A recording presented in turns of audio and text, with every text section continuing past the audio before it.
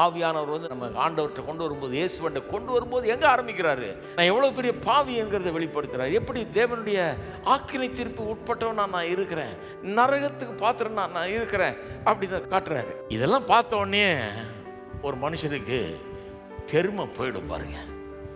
ஆவியானவர் உண்மையாக வந்து ஒரு மனுஷனுக்கு அவன் யாருன்றதை வெளிப்படுத்தி அப்புறம் அதன் நிமித்தமாக அவன் தன்னை தாழ்த்தி, ஆண்டவர் ஆமாம் நான் பாவி, எனக்கு இறங்கும் என்னை ரட்சிக்கணும்னு வந்துட்டான்னா அவன் மற்றவர்கள்ட்ட பெருமையோடு நடந்து கொள்வது கஷ்டம்.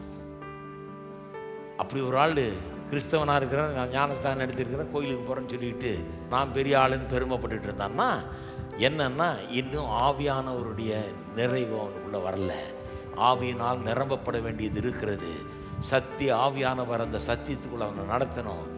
அவன் எப்படிப்பட்டவனாக இருந்தான், அவன் எப்படி ஆண்டவர் நேசித்தார், கொஞ்சம் கூட தகுதியற்றவனை அவனுக்காக ஜீவனை கொடுத்து, ஒரு பாவிக்காக தன்னுடைய ஜீவனையே கொடுத்து அவனை மீட்டாரு.